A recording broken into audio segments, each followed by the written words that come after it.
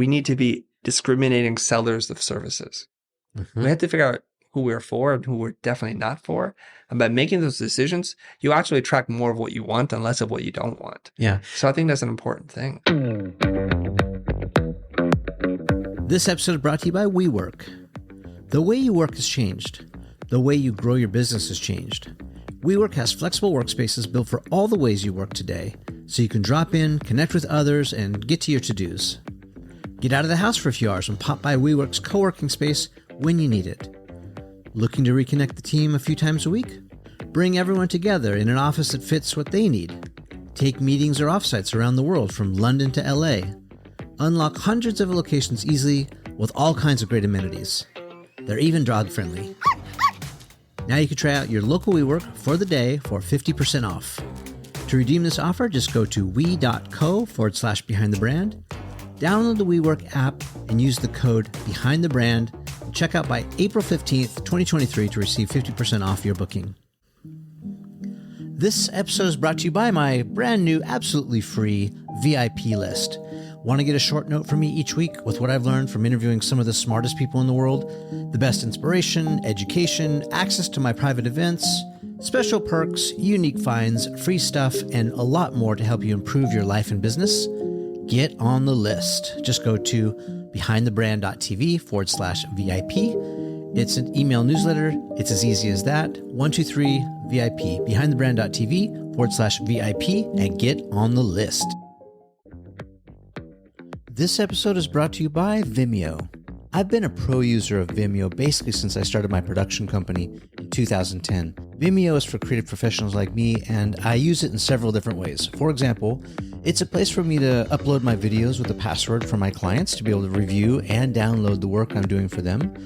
There's no compression, crushing of black colors, or oversaturation like what I get when I upload a YouTube video. My clients get the full 4K resolution HD as it was intended. I also use it to host and broadcast live events. I also use Vimeo for my portfolio, case studies, and it never has annoying pre-roll ads.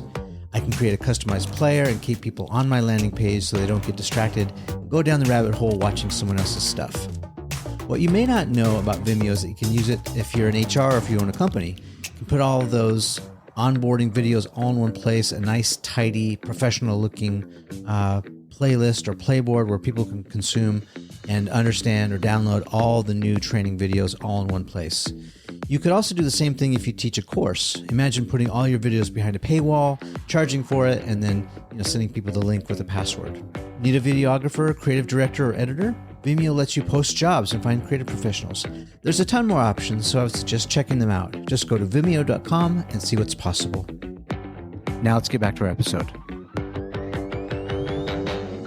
Hi, everybody. My name is Chris Do. I'm a loud introvert, recovering graphic designer, and a serial entrepreneur. You're on Behind the Brand with Bryan Elliott. Welcome to another episode. Chris, welcome back. Thanks, Bryan. Thanks for having me. It's been a minute, but it almost feels like not much time has come because we're doing that whole pandemic thing, doing the remote thing. We're talking. We're staying in touch. Yeah, we are.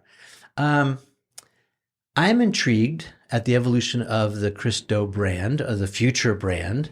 I have a lot of questions for you, but the first one I want to kick this off with is, what is up with the $3.6 million idea, the $3.6 million idea? Can you talk about that? Yeah. And sort of how you arrived. Let's just jump right in and talk about the big idea, and then we'll see where this goes. Okay. I'm a big believer in setting ginormous goals, not even aware of how I'm going to get there. Because I think Dr. Price Pritchett wrote about this in his book, You to the Second Power, Optimizing Your Life. He's like, if you have clear goals, then you magnetize yourself and you attract the means and the methods of producing that. So there's a thing that we always do. We're like, what kind of crazy goal should we set for ourselves without any clear plan forward? And one of those was, can we get to $7 or $8 million? Because I feel like we need to get to that point in which, are we going to be a serious company where people will take us seriously? And I think the magic number for me, I don't know why, is $10 million. Mm-hmm. So we've been stuck somewhere between $4.5 million in 2 years, and that is not a good sign for me. So I just want to push. And so I have no idea how to get there. And the story goes, like, I'm kicking around ideas with my chief operating officer, and we're exploring lots of things, and things that I propose don't work, things that he proposes doesn't work. And it's not until... What hasn't worked? We tried all kinds of things. Like maybe like we need to launch a new course or alter the way we structure our coaching programs, or like we need to hire these marketers who are going to just apply some magic Facebook advertising on what we do. And it's shocking, but everybody that we hire that's external to us, who have all the credentials, all the accolades, they cannot outperform our internal team, which is tiny. It's usually like one other person who's doing it for us. The conversions go down. We're spending more money and converting less. So something is off and we can't figure out why. Yeah. And we've been doing this now for 3 or 4 iterations with different kinds of people with different levels of expertise, from chat automation to Facebook marketing. We're still like, why can't we just put more money on this like everyone else and just take out more money? Mm-hmm. So there we are throughout the year, and it's like nothing is working. And it's not that I'm depressed. I'm just like, let's keep looking. Let's keep trying. And that's the way I'm hardwired and built. I don't really care. And I always tell the team, it's okay to try. If we don't get there, not a problem. Just try another idea and write down what you learned from that last experience so we don't repeat it. So for those who don't know you, who may be living in a cave or something, what are the business units that are part of the Christo arsenal now? Okay, so the future is kind of a content and education company. Sometimes we make money passively, like through AdSense, which you and I participate in through YouTube. So you get paid per view. And it's not a ton of money. I mean, relatively speaking, I shouldn't say that because it could be insulting to some people. In 2021, we did $360,000 for ad revenue. That's nothing compared to some of these monsters that are out there that are doing $30,000, $40,000, $50,000 a month. Yeah. And I was like, wow, okay, we got to work on that. But we're very niche in terms of like who we serve, and it's not going to generate viral video after the other. Yeah. But the way that we really make money is a combination of a couple of different things. Courses that we author and sell, anything between $29 to I think $799, and some more bespoke one-on-one coaching, teaching, all those programs that we establish. That's the bulk of how we make money. And it's focused on serving creatives. Yes. Initially, we started with teaching creatives how to be better creative, but then we realized there's a lot of people doing that already. So we teach creatives how to run their business. And I like to live in this place between these two worlds where I think I'm really split down the middle. Logic and business and creativity. And so I try to help the creative people handle the business and logic part and become bilingual and speak the language of business. Yeah. Or sometimes to help businesses be more creative. Mm-hmm. So I straddle those two worlds. Okay. Yeah. So and is there anything else that you're thinking of on the horizon for revenue generators, or is it just there's still a couple more? Yeah. So there's courses, there's coaching, there's public speaking, which I get paid to do. There's brand sponsorships, deals like that. Yeah. And there's merchandise and products that we do, and affiliate marketing. So it's a lot of little buckets, I think, that collect things to make what we are able to generate in terms of revenue. Can we break that down a little further, get more specific? So what's the mix look like? What's the percentage? So let's say, the courses represent what percent of your revenue? Okay. The two biggest things that generate revenue for us is our group coaching community, which we call the Future Pro, and all the courses together. And right now, I think the Future Pro is going to exceed and become the single highest grossing thing of our $4.5-ish million. Mm-hmm. Yeah. How many people in that group? Right now, I think there are 840 people in the group, and they pay $150 a month, and they save a little money if they buy it annually. Mm-hmm. And that's how we have it structured. Is it capped or is it open-ended? Like open-ended. Okay. So you could grow this thing to infinity and I think so. Okay. And so then the YouTube or the content strategy part of it becomes part marketing, but maybe it pays for itself a little bit.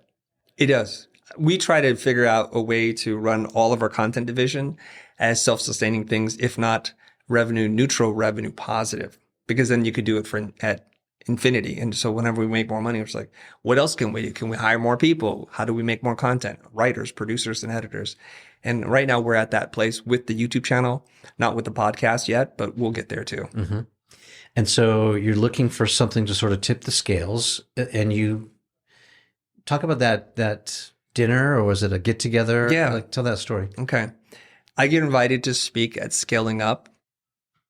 I'm sorry. It's, what the heck is it called? It's not called Scaling Up. Let's call it Leveling Up. I get invited to speak at Leveling Up with Eric Sue. And he tells me, there's no speaker's fee, Chris. And I'm like, oh, this sucks. Because but you'll be invited to speaker's dinner and here's who's going to be there. And it's like a murderer's row of who's who. Our mutual, your friend, my acquaintance, Alex Hormozy, Yeah. Sam Evans is going to be there. And he mentioned a couple other names. I'm spacing on their names right now, but it's like, okay. And Hormozy is somebody I've been trying to get onto the podcast. We have mutual friends, introductions.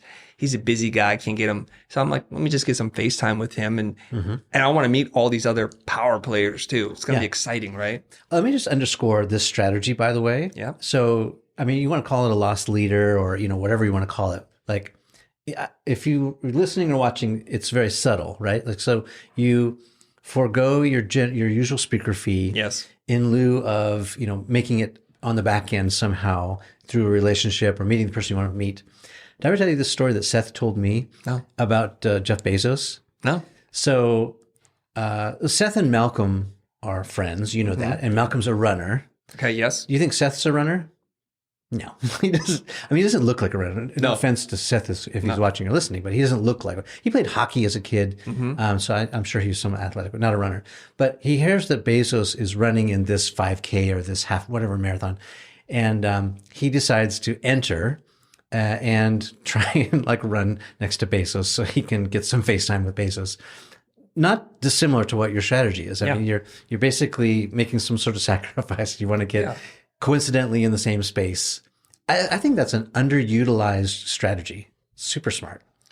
And I'll tell you right now, it's an underutilized strategy by me, even though I know the merit of it. And there's some things that are holding me back.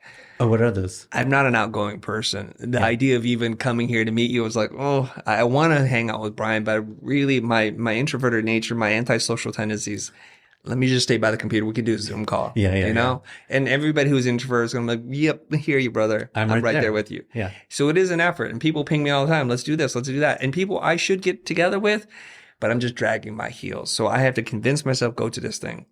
And there's the Hamilton song. You want to be in the room where it happens. You really do. So lost leader or not, you want to be at the table and you want to be invited to that table. And it's a very powerful thing. Yeah. Something I'm starting to realize because I grew up lower middle class, working my way up, getting a piece of the American pie, the dream. And I don't understand these concepts. I think people of means already know this and it's like in them from the time in which they were born. This network, your uncle is like, how Gwyneth Paltrow refers to like Uncle Stevie. She's talking about Steven Spielberg. Right. So these are highly connected people and they help each other out. Not as any kind of incestuous thing, but it's like if I have an opportunity, I'm going to refer somebody that I know and like. It absolutely happens that way. Everywhere. Yeah. Yeah. People help their friends. That's how we build a society and a community, right? Yeah. We just help people we like. Yeah. And so I'm like, okay, I'll go to this dinner. And all I wanted to do was to secure some FaceTime with Hormozy and possibly get a podcast thing going. So you're going to invite him, hey, come on to the future podcast. Yeah, we've met once before and it was like, it's impossible to get this guy. And that's okay. Yeah. All right, whatever. So we're there and it's a beautiful dinner. It's Beverly Hills, and everybody's there. And Hormozy's sitting over there and Eric's sitting next to me or whatever. So there's like 2 points of contact away and we're chatting. But the thing that really makes the dinner for me isn't actually Hormozy at all. It's the guy who's sitting over there. He's got long hair, looks a little like Jesus, like Kiwi Jesus, if you will. He's sitting over there and he goes, hey, Chris. I'm like, hey, Sam. And like, I know him. We haven't spoken and he knows me. So it's like, it's a cool little moment. And he said, I've been thinking about this. You should run a mastermind. And I know I want to run a mastermind. I've never been a part of one. I don't know how it's structured. Tell me more. And so he takes about 7 minutes and tells me a very simple structure. And he's basically saying it's $36,000 per person per year. You get 100 people, you cap it off at that. And here's how you do it. And it's very just high level, like this is it. And I was thinking, there's a big idea right there. Yeah. An idea I've been looking for, but didn't know what to call it. It's $36,000 a person times 100. That's $3.6 million. That's right.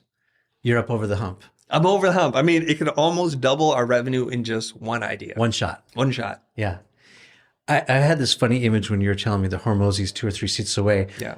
Of a possible strategy. You could have come in like cutoff jeans, like a flannel shirt. It would not look good. He could pull it off. But that would have gotten his attention, right? Yeah. Like, Yeah. Actually, that would have been hilarious. Could be. I could have worn I have a fake mustache, like a big old handlebar mustache. I could have worn it. Yeah. Yeah. He's a leg guy, by the way. Yeah, is he? Yeah. It's all lower body, calves, mainly calves. So He's beefy. The cutoff jeans are, I would just say, necessary. Okay. Yeah. Yeah. Okay. And so, but this is another lesson maybe to extract, which is you have a plan, you're thinking about what you want to do, and then an opportunity, floats across and you capitalize on it. And it's almost like you moved your bones to get to that event without this particular agenda or plan. And it happened, call it serendipitously, but like, what's the definition of luck? Like, luck is where preparation meets opportunity or something. And that's exactly what happened. It floated your way. You got this presentation, this gift. And now you're like, holy cow, like this is it. It's something I realized too. And it's kind of one of these inception moments where you realize the benefit of it, but you also realize how other people can benefit from it. So I think at a certain point, entrepreneurs reach a level when they don't really need tactics. They need high level, big ideas or a mindset shift. And I think we're there. Like we have a team of 12-ish full-time employees, a couple more independent contractors, but I knew once I heard the idea, I'm like squeezing it through like the tactic funnel right now. And so quite literally, I couldn't wait for dinner to be over. Bye, everybody. Got to go get in the car. And I call my chief operating officer, Ben Burns, who I've known for years now. And he's on East Coast time, but I always know no matter what time I call Ben, if he sees my name, he's going to pick up. It doesn't matter. I call him and of course he picks up. It's 1 a.m. for him. I said, Ben, I got this thing. Just met Sam. He told us about this thing. And Ben's like spinning. We're just going crazy. And he goes, okay. And just like Ben in his kind of tactical, ready to go, there's a document summarizing everything for the next day. Chris, how fast you want to move on this? I said, as fast as possible, please. He goes, I'll get the team on it. We'll start writing copy. And I love this about my team. I can bring them a crazy thing that I just heard on the street and they can just move on it really quickly. Yeah. And so what's the status on it? You launched it? Not yet. Okay. So we have some problems. So the copy comes back. I'm rethinking it. And the excitement of the idea now gets into reality and how do we structure it? And the more questions, I give an answer and it breeds 2 more questions. And we got to work through all this stuff out because once you make this big commitment, at least the way I work is we got to follow through and got to deliver.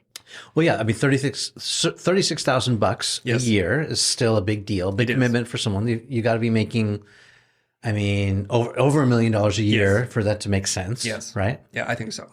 So you're attracting higher net worth people who are going to have higher expectations. Yes. Right? Yep. Okay. I'm with you so far. And I'm also in the middle of speaking tour season, the holidays. It's kind of at the end of the year. And I've got a bunch of things with Adobe Max. I'm going to Australia. And I can remember this one other speaking engagement. So all of that's kind of on hold. Team stands up a sales page, gets me to review it. But I'm like, I'm in Australia right now. I can't deal with this. Yeah. And so that's kind of where we're at. I've got a little bit more to do. And I think I'm ready to start pushing it. The page is up, but very few people know about the page. Yeah. But it's a light lift, right? It's not like there's all this work and preparation for you to do. It's really, it sounds like it's you being of service to the people who you're seeking to serve. In other words, finding out, okay, what is it that you really need? Yeah. And there's an assumption of domain knowledge that you've already got. Yes. And you just need to do a mind dump to these people or help consult them in this mastermind kind of configuration. Yes. Where it's flexible enough for them to ask specific questions of their industry or genre, and you can sort of tailor make it for them. But it's like, it's still, there's not a lot of preparation. There's not a book you need to write or courses you need to design. And I mean, it's a brilliant idea. It is, and it depends because a mastermind is an umbrella term that can be executed on many different levels. Yeah. So some people produce highly curated events and invite speakers and prepare all kinds of different programs, and it's a very different kind of thing. Yeah, maybe they have lessons attached to it or video modules. There's a whole thing. Yeah. But what Sam told me, which really appealed to me, is he said, Chris, cut out all the stuff. What they really want is to spend time with you and with each other. Right. So there's 2 components to that. What you don't realize is when you have 99 other millionaires or multimillionaires that you're around, there's something magical that happens. Right. They think different, the way they talk and the way they carry themselves. And it could just be just like how Sam gave me an idea. Someone else in the group, not named me, could say something to you that can then spark an idea. And then you say, well, how do you do that? Tell me more about that. Yeah. Or put me in touch with that person. And that one contact could generate you $300,000, $400,000, $500,000 more of revenue a year easily. Yeah. And so there's that component. The other component of it is I'm really at my core, my identity is an instructor or a facilitator. And so I don't really want to make it about like, let's have a parade of people and bombard you and overwhelm you. It's really about bringing people together and saying, what is the one thing that you need to do right now that you need to solve? And if I can help you with that, then that's going to be a big unlock. It's not like we need to do this conversation every single week. Yeah. And I can give you some examples, but it's usually like one little thing that if solved, everything becomes much easier. And that's what I want to focus it on. Yeah. And I think, again, if I'm going to now break the wall and talk to the audience, like this is an idea that you can lift from this conversation. I mean, it's also not original. I was talking to Rob Dyrdek, and he told me that he was scouting this community called Tiger 21. Do you know what Tiger 21? No. So apparently it originated from someone who was like a Century 21 real estate agent, and they formed this group of real estate people, high net worth people. They set a threshold to say, I think it's like $100 million in Sales or something. No, I think like your net worth has to be Okay.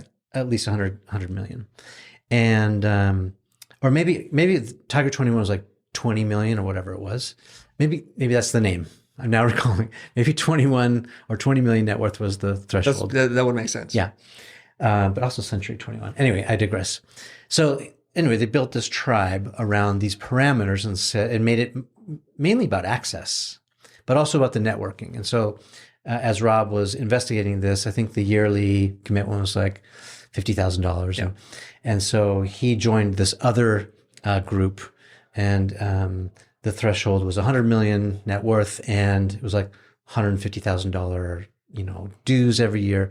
He said the biggest part of it was you could sit in a room with people who had, double or triple or even, like $1 billion net worth, and they would open the kimono, and the person would be assigned to talk about their investments, and you can sort of pepper them with questions and ask them the things that you want to know. This is not dissimilar to that. Like, it's the same kind of access thing. And sometimes being in the room with the person that you least expect is also where some of these big wins come from. Right. Yeah. And there's many levels to look at this in case somebody hears this idea and like this is a turn off for them. For example, we're here at WeWork, and people have space at WeWork because they want to bump into other people who want to develop an app or a business or an idea, or at least they're working on something. They're not just sitting at home, couch surfing, doing whatever it is that they do, or surfing television. They're working on ideas. So I heard this story, and it's from Tristan Tate, controversial character, especially right now. But he's like, I bought a Bugatti, not because I like them, but because it gives you entree to a club of people who can afford to buy a $3 million car. Yes. And he said, some of them are smart, some of them are nerdy, but whatever. But there's a select group of them that when you get around them, they share ideas and they talk, right? Yeah. And I think this might be a big, broad stroke statement, but when you're talking to people who are still trying to figure out their life, they got too many things on their mind. And oftentimes many of them have like a scarcity mindset. So if they have a resource, they're not going to tell you about it. They hoard all of their tips and tricks, right? Total gatekeepers. Yeah. Totally. Because they think if I share that with you, then who am I? And no one will ever want this from me again. And I know many artists who are successful who still suffer through this mindset. Yeah. But you get together with people, especially like this is a simple concept. Say you go on a trip to Hawaii. Do you notice how everybody that you meet on a vacation in Hawaii, like they're really easygoing, they're generous, most of them, some of them are a-holes, okay? But most of them, they're family oriented and they have leisure time. It means they've done something and you have high level conversations. It's not that different. Right. So when you get a mastermind together, it's like, well, everybody here has met a threshold, and we're not saying everybody is a great human being, but now we have something. I mean, to make $1 million in America, it's not the easiest thing in the world. So once you cross that threshold, you've done something right and you've figured something out, and you can learn a lot from each other. Yeah. Yeah. Yeah. So bring it back full circle to our mutual friend, Seth. Seth wrote this book, Tribes, in 2008. That's what kind of inspired my whole series. And to summarize that book very simply, he said, everyone belongs to a tribe, whether you know it or not. However, the opportunity is to lead a tribe.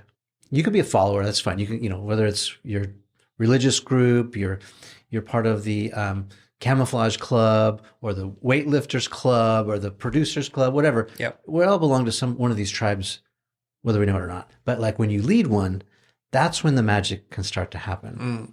And I'll just go one step further, which is if your motive is to go meet Jeff Bezos in the marathon or Hormozy at the dinner, maybe keep your options open, because like the subtle opportunities are the ones that like the real magic can happen. Let's face it.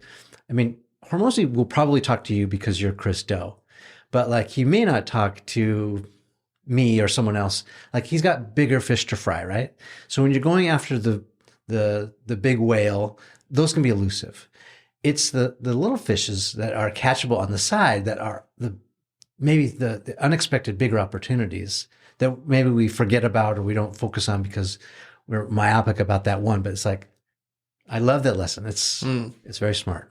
And I just want to say something for clarification is I was at that place where I'm like, shouldn't I go? And then Eric knew what he was doing because he's like, Hormozy? I'm like, okay, it was the tipping point. Yeah. It was not my only reason to go. It was just I needed an excuse in my mind. Like, why am I going to this thing? Yeah. And he said that. And Hormozy sold his company for $100 million. Sam was doing $30 million a year for many years. So like, who knows whose network? And I forget everybody's name, but the guy was sitting over there just literally sold his company for $250 million. So it's like, there's just killers at the table. Yeah. And that's what you do. You find opportunities like that and you want to be in the room where it happens. So this is a powerful network. And I have yet to get Hormozy on the podcast, but at least he remembers me, I think, to a degree, because he made fun of me. So at least I know now he knows me from everyone else. And I'm a patient person. Eventually it'll happen. Yeah. Well, we're going back out there this month. So I'll. Oh, you are? Yeah. Okay, excellent. We'll put a good word in for you. I appreciate that. Or you can tag along as our crew and accidentally, hey, well, Chris is here. Why don't we just get the mic set up? Yeah, like let me hook you up. Let's just do this. He's like, aren't you that guy? I'm like, maybe. Another thing that strikes me about that is if you're talking about people with net worth of hundreds of million, I'm guessing that you are one of the least richest guys in that room. Yes. And so third poorest person in the room, I think. So there's a tendency, because this is very relatable, that's why I'm mentioning it, to immediately feel imposter syndrome, right? Like, what gives me the right to be here, right? But again, that's not the point, right? The point is to find opportunities. Okay, I love that story. Let's pivot a little bit to this idea of, is now the worst time or the best time to get started with, and then fill in the blank? I mean, you had this post the other day that really inspired me, which is, hey, I got started on YouTube at 42. I got serious with Instagram at 46. We're both about halfway done with things, but like you got started late in terms of what other people would see as the norm. Yeah. Talk about that. Is it too late to start what we're going to do? And if so, why? If not, why not? I think that question is so individualistic that if you believe it's too late, then it's too late. If you believe it's not too late, then it's never too late. Yes. And that's the magical part of like positive thinking and saying, you know what, I'm going to do this today. Like you got serious with your health. I'm getting serious with my health. And I have determined that I'm going to be this year in the best shape of my entire life. Okay. That the elusive six pack that I've always dreamt of as a kid and said I could never do, I'm going to get it this year. You're doing it. I'm doing it. I'm on it right now. So you could say, like, as a 51-year-old man, is it like you're way past your prime? I know, I get it, but don't tell me that. Don't tell my body that. I'm going to do what I can. At least then I know I reached, I tried, and I know what my limitations are given certain genetic and age limitations, right? And so if you were to ask people, like, when is a good time for you to get on social media? The kids have been on it since they were born. It's like as soon as they were, like my two boys, they've been on social the entire time and they're enjoying that. And so you feel like, gosh, life has passed me by. The opportunity is gone. Yeah. And I'm not an early OG original gangster on YouTube, Instagram, or wherever. And platforms, as everybody knows, rewards those original people who get on, who are consistent. They give them most of the algo love. And if you're not there, if you and I are not there, it kind of feels like the game is stacked against you. Yeah. You missed the boat. You missed the boat. And so you can say, well, I missed the boat. I'll catch the next boat. Or you can say, the boat is still here. I'm going to swim after it and I'll get where I get. And I think that's the message I wanted to put out to everybody, which is I got started really, really late. And I remember it was at Otis I was teaching, and one of my students was like, hey, Chris, have you heard of YouTube? And this is year one of YouTube. I'm like, how do you spell that? Is it you and then TOOB? And it was like, that's how dumb I am about this, right? So this is 2006 we're talking about. It's early. And the highest or the most watched video was the history of dance. I don't know if you remember that. Absolutely. And I got on that, and it's just, you saw a bunch of like poorly produced, low quality videos that were like cats and dancing. I could not figure it out. Yeah. So it took a while. I'm a late bloomer. It's like, it takes me a while to figure it out. Maybe I should do this thing. And so I put it out there, and it's one of these things where I want to say for people, temper your expectations. If you get on any of these platforms, if you want to run a marathon, just be patient with yourself, set realistic goals, and just keep working towards it. And so then the summary of that story is like, I got started really late. I didn't even want to do it. People just kind of put their foot behind me, just pushed my backside and said, just do it, will you? And then years later, not months, but years later, you step back and you're like, whoa, look at this. 2.1 million followers on YouTube. Yeah. 800,000 on Instagram. Was it a snowball effect? Like just gradually over time? Or did it like peak and spike, and did it go crazy after you did some things?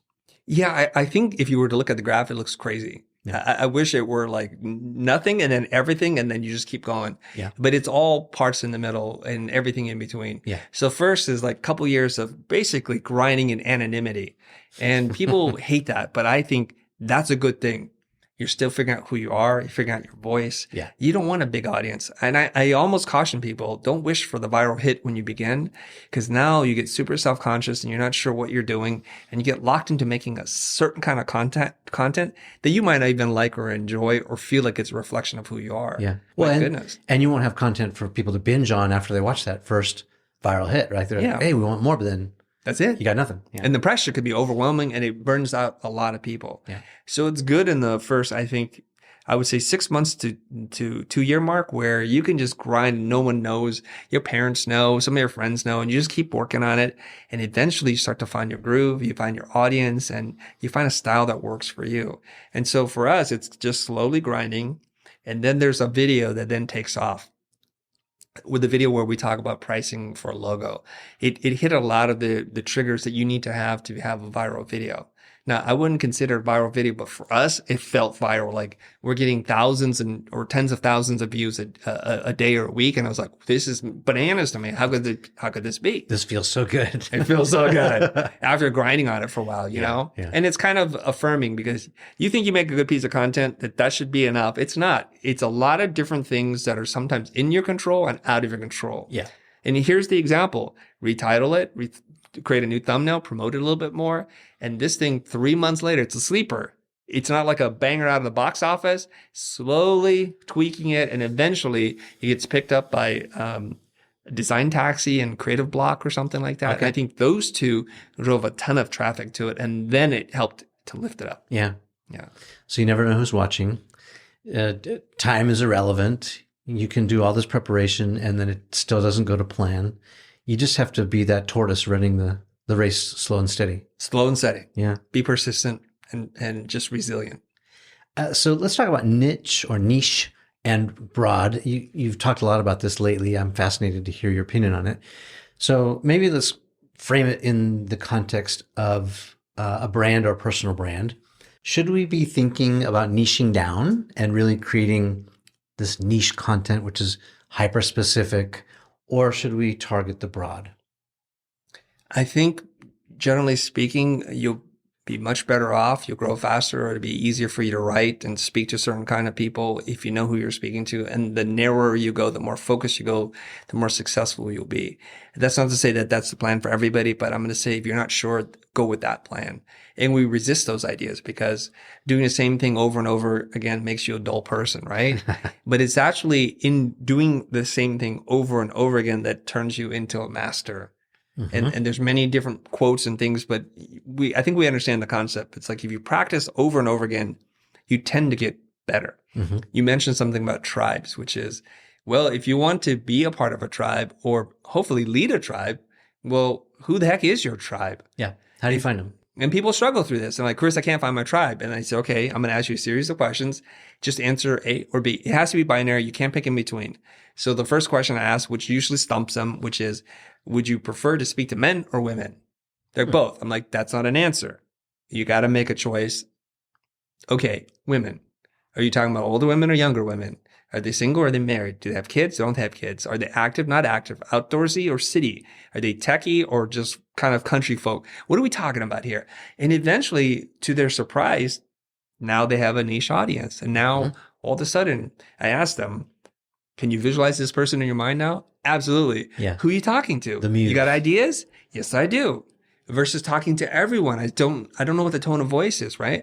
For example, I have 2 boys. If I'm speaking to my boys, I have a different voice with them, right? If I'm speaking to my wife, totally different voice. Imagine if I swap those 2, I'd be on the couch and my kids are like, what, Dad? We get to run the place? You know, it doesn't work that way. Yep. So having a clear idea who you're talking to, who you serve, the potential tribe or community or parade you want to lead, you want to hold that flag up and have them follow you, be clear about who you're serving. Yeah, you're right. Because you know how they speak, you know, and you know what they want. Or if you don't know exactly, you could start to ask them and find out. But yeah, that's super smart advice. Let me ask you a question. Yeah. Off the top of your head, like name one of your favorite bands. One of my favorite bands.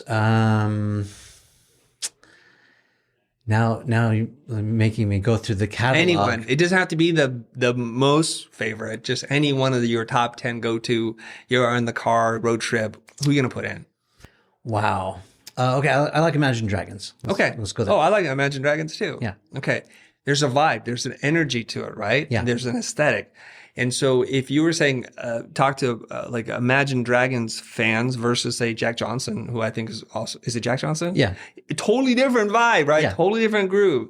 He's a guitar acoustic, kind of happy. Banana pancakes. It's very different. Yeah. And so what Pat Flynn writes about it in his book is like, you got to learn the lyrics. You got to learn the lyrics. And there's a whole aesthetic and vibe. And imagine if you cross those wires, it's like, this doesn't work. Yeah. Kiss has a very specific aesthetic. The Rolling Stones, the Beatles, 21 Pilots, all very different. Yeah. And so we want to feel like we belong. There's a sense of community and that we're not alone in the universe. And the way we do that is we share language, ideas, even the way that we dress sometimes. It connects us to people. Yeah. These are all signals that we belong. Right. You know, the Harley Davidson guys, they wear the jackets for a reason, right? Yeah. Or the, whatever. The lawyers that wear them on the weekends, yes. Yeah. Let's talk about, okay, so we've identified our audience and maybe how to find them or how to niche down. How do we get more clients? Okay. Is that even the right question? I don't think so, but I'll answer it. Yeah, I knew that deep side. So talk about how to pick your clients, because maybe we're doing some things wrong. We're picking the nightmare clients or the clients from hell, whatever. Let's talk about the ideal clients and then how we can pick them versus get picked or fall into that trap. Yeah. So I think most successful entrepreneurs have already figured this out. So I'm going to just put this in the broader, like I'm an aspiring entrepreneur. I want to get more clients and I can't seem to figure out what the pattern is, right? Now, most people look at, like finding clients, I think because they're like promiscuous with their business. Anybody who shows up is good for me. Well, they're gobbling up. Whatever. They have a goal. There's no standard here. I want to get to 10 million. So like more clients is more money. Yeah. So anybody that's got a pulse and a check, they'll take. Yeah. And then what happens is they're run ragged because every time they're doing something new, a little bit different temperament of a client, and there's no real there's no ability to build systems and do pattern recognition because everything is so different and wild. And some people get really excited about that because life's an adventure. Cool. But the people who understand that, you know what, this is who I'd love to serve in the market.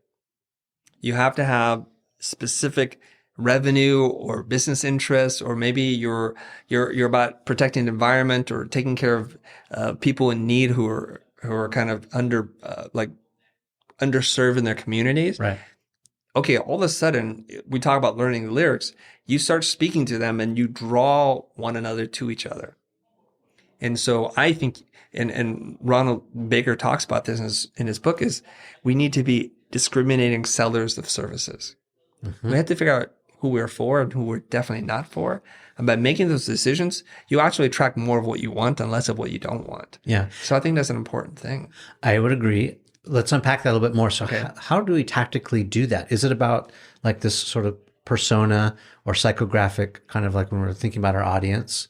Is it the same kind of exercise where we're writing it down? Like for example, I would never work with someone who sells cigarettes. Yep. It's just against my values. I don't smoke.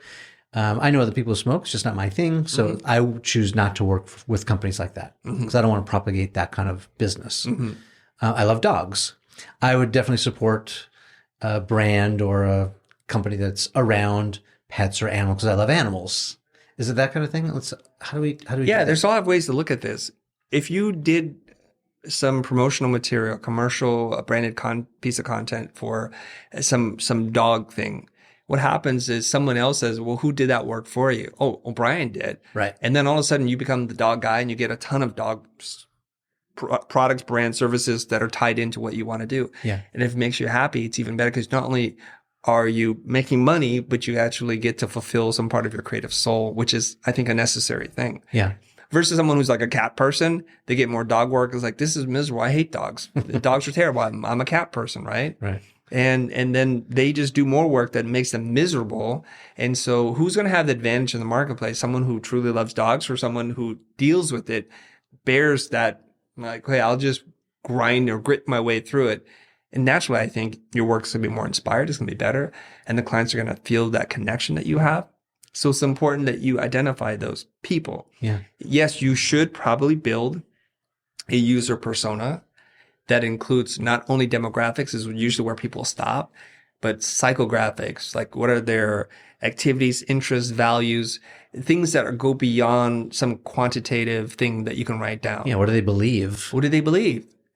And then if you can get a clear picture as to who they are, and I would go really granular, think about where they went to school, what they studied, what their philosophy is in life, and where they gather their news and information, entertainment from, and get really clear and build a super strong profile so that you can then start to, maybe there's a law of attraction, attract the right kind of client to you and speak their language. Is this something that you can take from a list or a Google sheet and somehow integrate it into your website so that when people land there and look at you, then they also kind of get a vibe for what you're about or what you're not about? I think so. What starts out in words becomes super clear. So now you can envision them in your mind. So the next thing I would do is like, okay, let's test the idea. Let's put some visuals against that. Why don't we put together a mood board? Why don't we show the person in a lifestyle moment? Like, are they wearing yoga pants? Or are they wearing no pants, like shorts, cut off jeans, as we mentioned? What does their world look like? Where are they shopping, eating? What are the patterns, materials, colors, textures? Let's build that out. It's maybe a vision board for who your client is, and then see if we connect and resonate. Let that inform how you then design what it is that you do. Yeah. There's this whole thing. I think Dale Carnegie talks about this. He's like, when I go fishing, I love strawberries and cream, but that doesn't work for fishing. It has nothing to do with what I want. It has a lot to do with what fish want, which is probably worms and insects, right? Or other fish. And so we have to understand what is attractive to them, what draws them, compels them, and makes them feel like I feel at home, I feel seen. And if there's a mismatch, it's going to be very difficult for you to try and attract them. Yeah, and convince them to work with you. Yeah, because you've already formulated an opinion, and that's also brand building, right? Yeah, like, that's part of like putting it out there. Like, this is what we stand for. These are our values, and then whether or not we walk the talk. Right.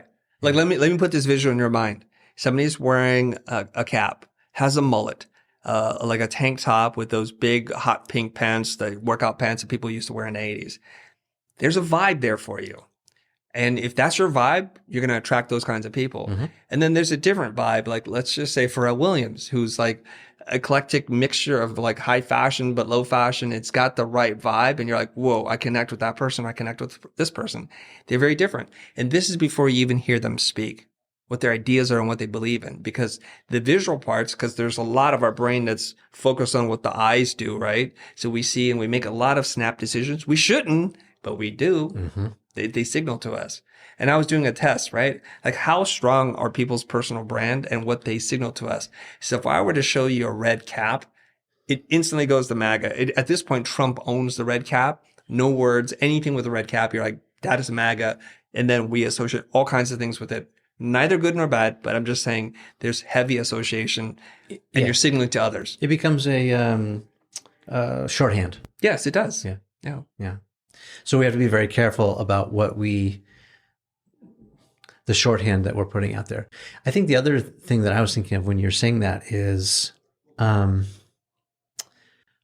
this is sort of this idea of reverse engineering your success, backing into it. Yep. Right? Like already creating an environment, a look, a vibe, a value system, whatever that may be, of the kind of clients that you want. And instead of just being reactionary and like picking up whatever fruit falls over your fence, this is more about being strategic, tactical, more proactive, attracting the kind of people that you want to attract when that opportunity comes. Yeah, smart advice. Okay, now we're on a track to finding the clients. Let's talk about sales mistakes. What are some of these classic mistakes that we make? And I guess in the context of creatives, because right. I'm not great at sales. I'm creative. I've become better at sales. But you must be good at sales, Bryan. I'm getting better. Okay. There's a lot of room for improvement. And I'm not just saying that to pretend to be humble. Like, right. I want to get better. Like I'm still making mistakes. So let's break that down a little bit. Some of these classic sales mistakes. I love talking about sales. Yeah. And I'm not sure I'm one who can say that I've got all this training. But the interesting thing is back in the days of Clubhouse, when we had all these sales professionals teaching sales coaching, I would join those rooms and we would talk and we would compare notes. And I was thinking, shoot, I think I have a whole different way of looking at this that is only, I think it's going to be more effective, but especially for creative people who identify as a creative, whether you design or not. Okay. And there's lots of things that are creative.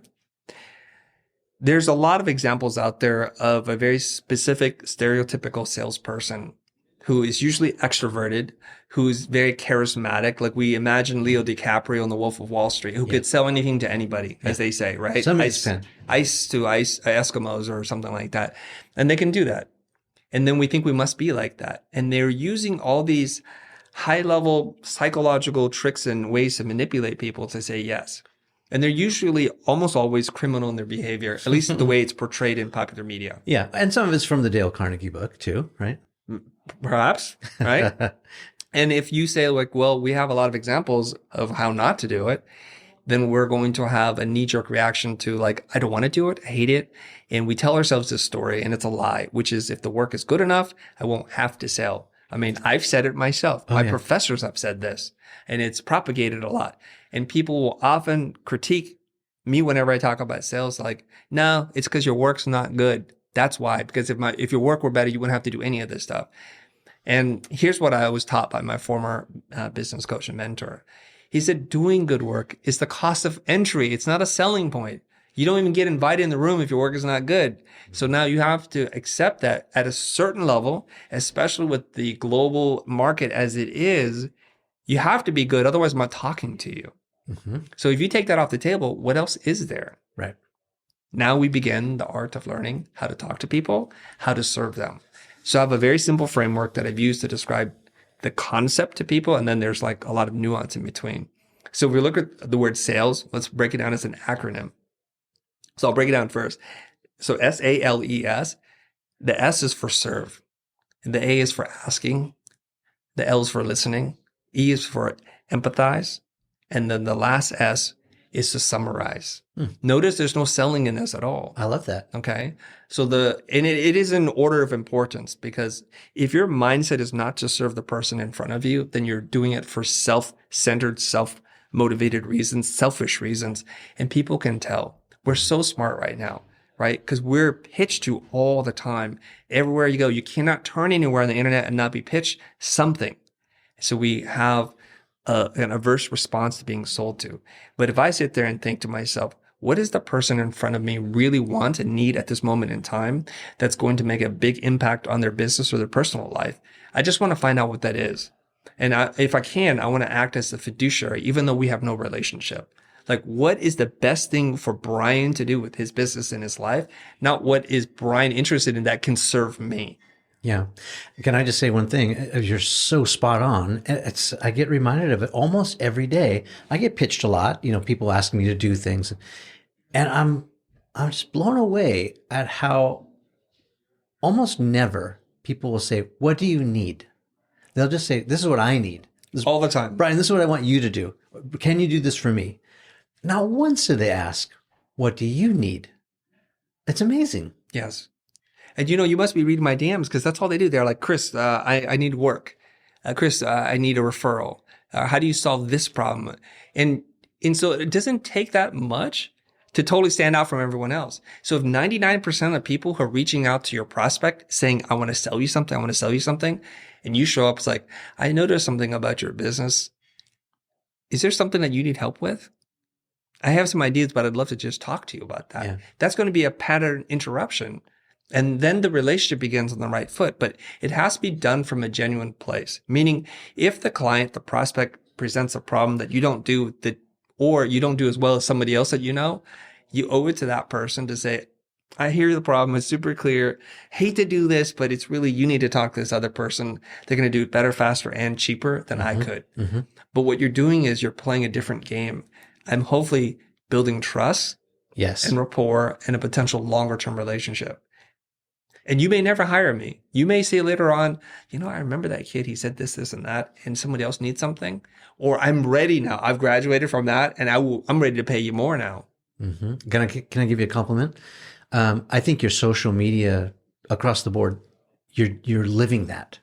I think you're just giving it away. It's gold. And I often look at it and go, how is he not charging people for this wisdom, this access? It's amazing. But you're doing it. Thank you for saying that. And now you're the second person to say this within the last month, which is I've not seen someone do it as consistently as you in the way that you do it, as generous as you are. And I think it's the thing that's helped me build up this tribe. Mm-hmm. And we'll talk about that more later if anybody's interested. Okay? Yeah. But it's counterintuitive, right? It is. You want to gatekeep. It's fear-based. It's like, the scarcity mindset. Yes. But it turns out, ironically, the opposite is the key to success.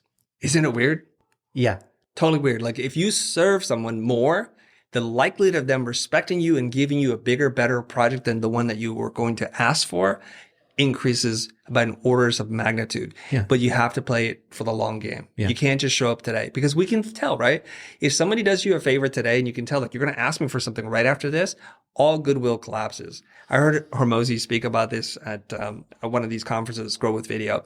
And he said, here's how it works, right? And I'll use my words, but it's kind of a concept we both share, but I use my words. It's like I believe in this thing like karmic equity. And what you want to do is you want to just make deposits all day long for as long as you can. And you don't want to touch it because over time it compounds with interest and it's going to be ginormous. It's like your kid's college fund that's now $1 million because you just kept putting things in. You didn't take any out. You didn't take any out. Yeah. But as soon as you ask for something to the person, whatever equity you built, it gets wiped out and the account is back to zero again. And that hurts. So his thing was give for as long as you can. And his time limit is 3 years. Give for 3 years. Do not ask for anything. And by the end of the third year, you'll be a millionaire. And this is what people do. Bryan, can I help you? Can you do something for me? Can I help you? And then what happens is it becomes very transactional. Yeah. Right. And you think about it. If you go to the store, you want to buy a car, if you want to buy a handbag or a pair of glasses, the person gives you the goods, you give them the money. What do you owe them? Nothing. Yeah. If they treated you nice, you might remember them. If they went above and beyond, you might remember them, but the transaction's complete. It's not like you're staying up all night thinking, how much can I give more to Porsche or Gucci or whatever thing you just bought? You don't because it's done. But if they actually spent time trying to improve your life and help you, and I think this is why universities have alumni who give money back because they reflect back on their 4 years in university that I am who I am where I am today. So when they call, you're ready to give money. And that's how the endowment grows. Yeah. Because for whatever reason, they have, in your mind, created an experience that exceeds what you paid for. Yeah, you're right. You don't want to compete on transactions because that's what Amazon does or facilitates. And then you're just going to pick the one that has the quickest shipping or the best price that day. Race to the bottom. And you might win. You might win. Yeah. Yeah. Yeah. So the next thing is to ask, right? So now I have the mindset that I'm going to serve you. So I need to ask. We have to get really good at asking questions. And some people are like, oh, I'm great at asking questions. Maybe, but most people ask leading questions. Questions are barely questions at all. They're statements that have an upward inflection at the end. Like, you wouldn't want to take me here, would you? Like, no, I would. It's like you're leading me to. So What we want to do is we want to ask oddly open-ended questions, but that are calibrated towards finding an answer. Mm-hmm. And this is important. Yeah. And I would say, again, if I can give you a compliment, and something I've noticed about you personally is you will often try and lead them away from you first. It's a test. It's a strategy, right? Yes. Talk about that. Yeah. So I think I learned about this in the Win Without Pitching Manifesto by Blair Enns. He's like, you should try to kill engagement 3 times to test whether or not the person wants to move forward with you. Yeah. It's a great way to act. And it's a way to show the person, I'm not desperate. I don't need this. And I'm here to serve you only if you insist this is the best course of action for both you and me. And it changes the relationship. At least now we can meet the prospect at a level playing field versus being like subservient to them. Let me ask, has it ever backfired? Like, I'll walk you down the street to the shop guy who's, 20 years younger than me and willing to do it for less. Has it ever backfired? It hasn't, because I actually would prefer you to work with someone else who can serve you better for less money or quicker. It doesn't serve me to try to make a buck from you today. And so I think if you do it in a disingenuous way as a manipulation tactic, then it probably will not work. Yeah. So one of the things that I already know this, and you should know about your prices relative to your market. When most people ask me to help them back when we're doing service work, I knew it's going to be a lot more than what they were expecting to pay. So I just tell them up front in the kindest way possible. Like, I don't want to waste your time. Here's the deal. Just to start a project with me, it's going to be in this range. And I don't even know what you want yet. Yeah. But in case that you're falling out of your chair, I just don't want to spend an hour talking to you. You might fall in love with me, and then you find out you can't afford it. And that's super stressful and annoying, isn't it? Yeah. Yeah. There's 2 things at play here. You're qualifying them or disqualifying them, but you're also anchoring. Yes. I'm doing lots of different things there, right? Yeah. But I'm also, believe it or not, I'm reducing the anxiety and stress that they might have, because price is one of the biggest reasons why people choose to go with one option or not. Imagine if you go into a store again, and this happens in open markets, but it doesn't happen in retail stores that are established. You know what the price is before you even go in the store. Yeah. And imagine if every single item was negotiable and unknown to you, it would create tremendous anxiety for you, unless you love to wheel and deal, to walk in a place where you don't know what each and every single thing costs. I have a quick story, which is my daughter went out for Wagyu. You know what Wagyu is, if I'm pronouncing it correctly? It's like an amazing Japanese steak, right? It's a particular kind of cured beef, and there's no price on the menu. It just says something like, what's the term? The going rate. Market price. Market price. Yes. She's like, scary. What? She wasn't scared at the time. A steak, it's between $20 and $50 probably, right? Like, so let's order the Wagyu. Amazing steak. She gets done. They hand her the bill. It's a $300 steak. Surprise. Yeah.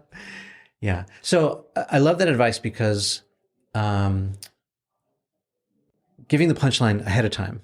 Hey, working with me costs X. Generally do projects around this area.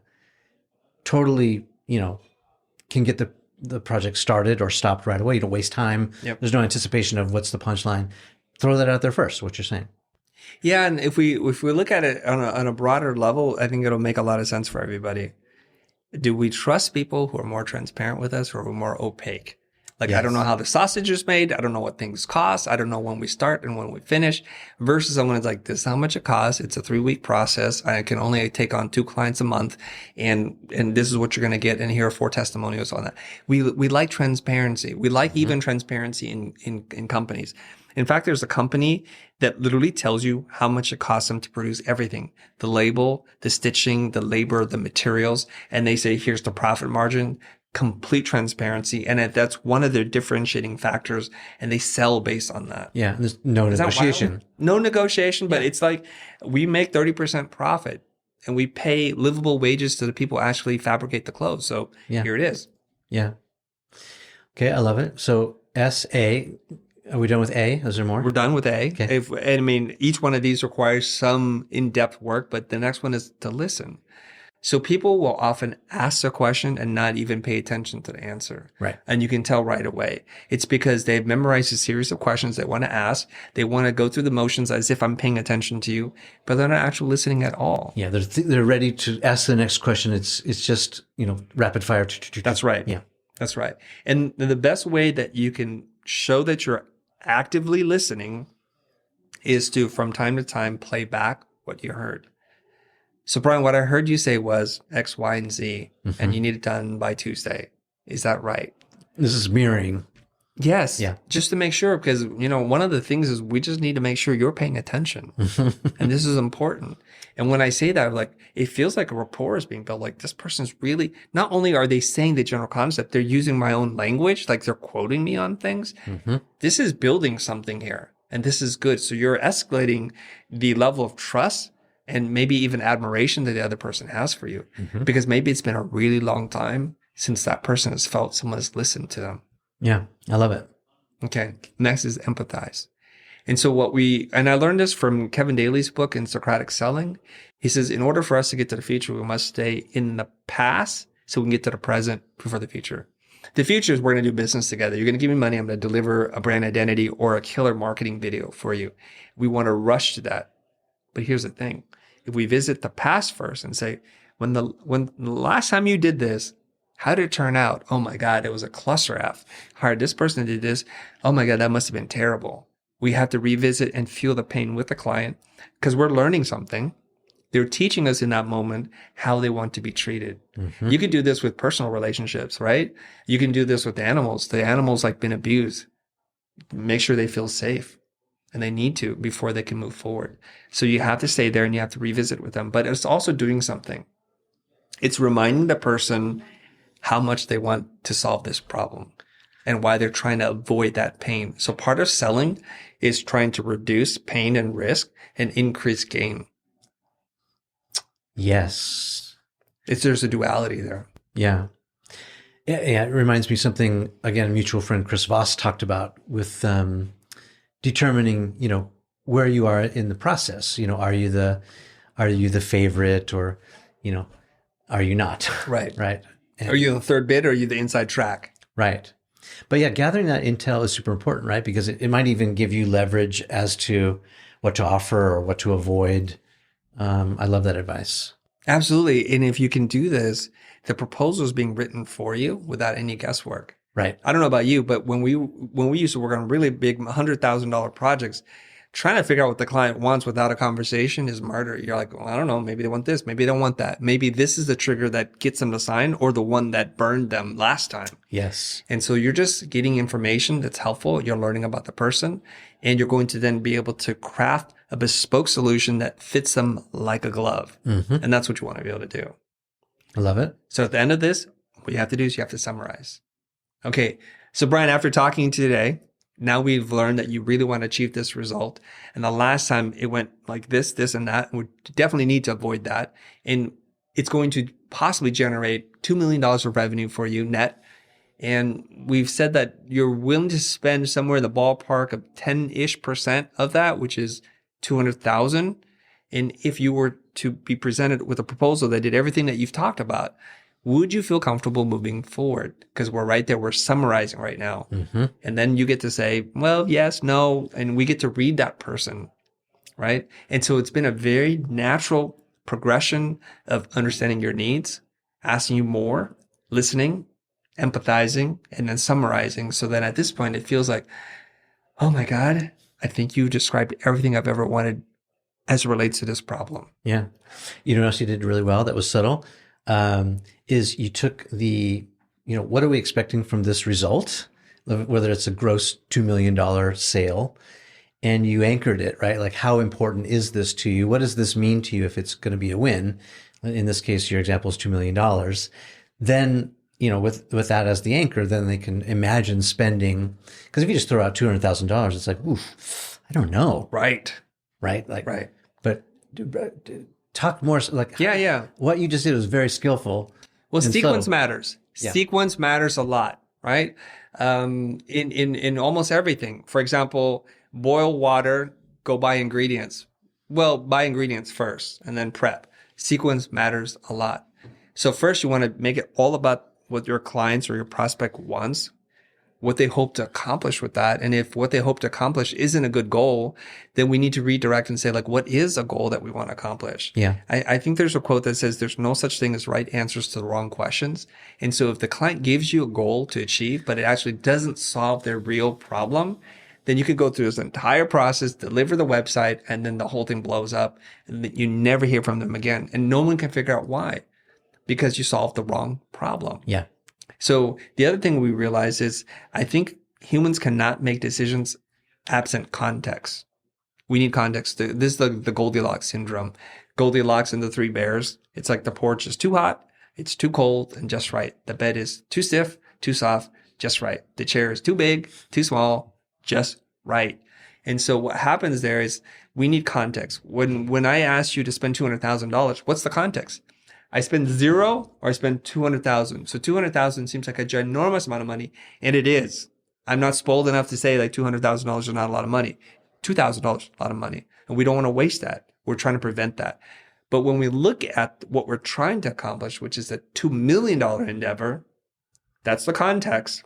The 200,000 seems like it's a pretty modest amount of money. Yeah, it's only 10% of your goal. Yeah. Is that worth it? Yeah. Is it worth it? And maybe we're underspending actually. Yeah. And I've had this happen too, where the clients say we should spend 30%. And then I get to go back to the first part, which is the serve, and say, I love that you're willing to spend that much money. I'm going to fall in love with you already. I don't think we need to spend that much. I think there's some creative ways to do this that'll probably be somewhere between 15 to 20%. Again, what have you done with the client? You're saying, even though you've written a blank check and you've signed it, you're saying to me, as now my potential friend and partner in this thing, we don't even need, you're incredible. Yeah. So the whole process is like very natural and organic, and it's one that's really built around serving versus taking. Yeah, and you're playing the long game because you want to get married to that client. You don't want to just one night stand them. You want them to keep coming back with that budget. I was thinking of one other thing while you said that, which is sometimes, and I've been surprised by this a lot because we do still do quite a bit of client work. The ROI, or the how do we what are the metrics that this is going to be successful? Oftentimes it's not revenue based, right? It's reputation management, or it's awareness, exposure. It's other things. Money is a part of the equation, but that's important to find out too. Yeah. 100%. You notice like in bathrooms, especially like in Asia and Europe, when you leave the bathroom at the airport, there's like a little rating system. And there's usually like 3 faces, because maybe more than 3 makes it really hard. Like super happy, I'm kind of all right, and I'm like, it's kind of gross. And you walk out and you hit it with your elbow or whatever, and you just score it. And there's ways to measure everything. We have to sometimes get really creative. If you're in the creative services space, not everything that you do is quantifiable, and it's not measured against some kind of growth, revenue, profit margin chart. But I would encourage every single person, if it can't be measured in some way, it might not matter. And you're going to have a much harder time justifying why it is that you do what you do for how much money you do it for. So there's a concept I've been working on. I just refer to as the 2 B's. What is the baseline and what is the benchmark? Mm-hmm. Context again. So let's just say, for example, it's, let's tell me something that's kind of hard to measure, and let's see if we can do it together. I might fail here. So something that you might run into a lot, either by observation or something that you're dealing with. How about just like my personal popularity? Ooh. Okay. So maybe on social?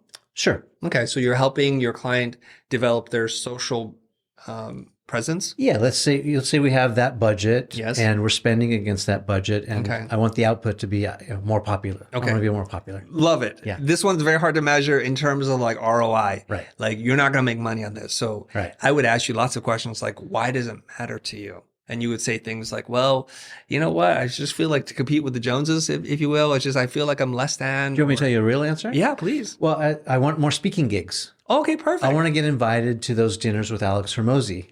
Okay. I want to, be out speaking It's hypothetical, right? Okay, this is perfect. Yeah. So we think that having a stronger social presence with a greater follower size, with higher engagement, would then get you invited to be at those places, right? Okay, it's wonderful. So how many speaking, so we'll do the full sales role play here. We're just going to dive into it. Okay. Yeah. So how many more speaking gigs would you consider a success at the end of the year?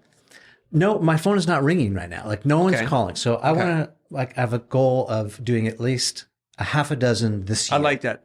Very realistic. I like that because some people say 100. I'm like, from 0 to 100? No, I want to do 6. Crazy. Yeah. You can't even, 6 is a good number. Does it matter if you're paid for the speaking gigs or just the caliber of the people you're speaking next to? It depends on the opportunity. So if it's like speaking, at a Inc. 5000 event or something, I would probably do it because of the, who else is in the room. Right. If this is like, Joe Blow's conference, I might think twice about it. Okay. So maybe a mixed portfolio of like high caliber, well-known established brands, or some ginormous person is going to speak and you're going to speak before or after them.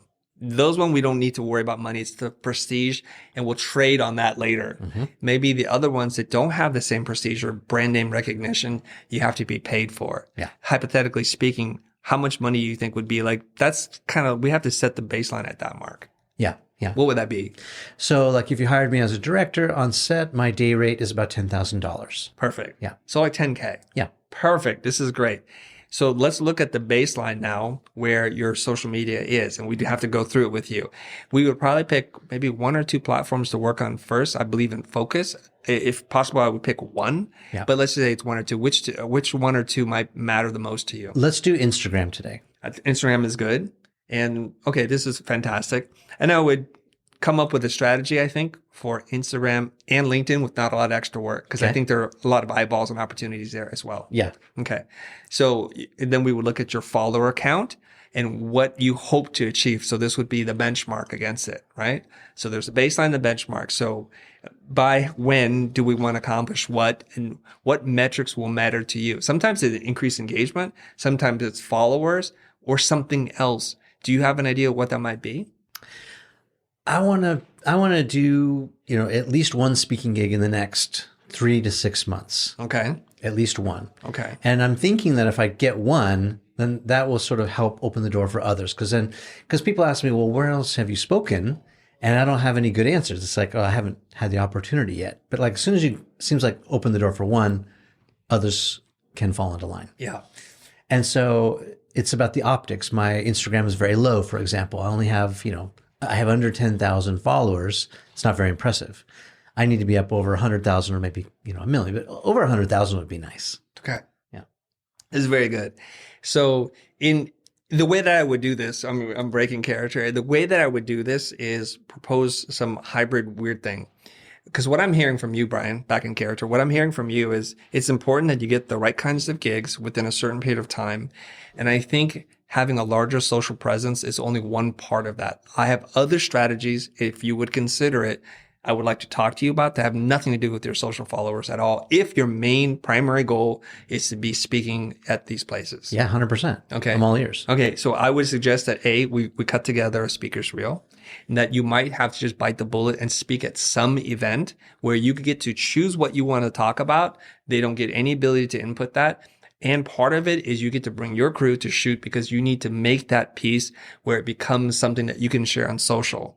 So we might have to bite the bullet, and that might be part of the strategy. So even though you might know of me as a social media marketer to help you there, I think the better plan is to do this and spend your money and your time and resources doing that.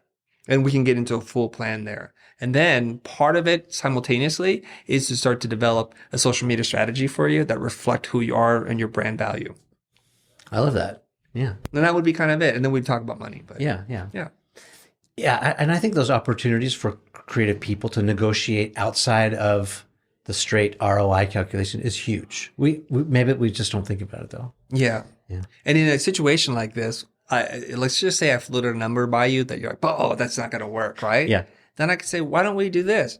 Why don't we set up a revenue model that works for you? Whereas when you achieve certain goals and hit those benchmarks, you release a certain amount of funds because now you have confidence it's working. I'm willing to take some risk with you if you're not willing to spend the money up front. But then that also means that the potential I get is going to be a little bit higher than if you just paid me a flat fee up front.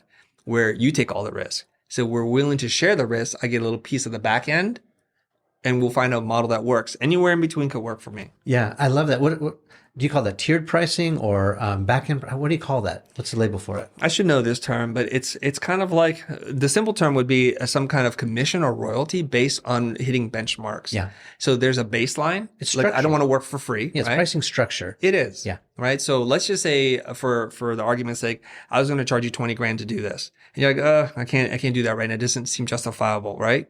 So I said, what if we did something for 10? Would that make sense? So now I have to figure out a way to get my 10 and more since I'm going to take the risk.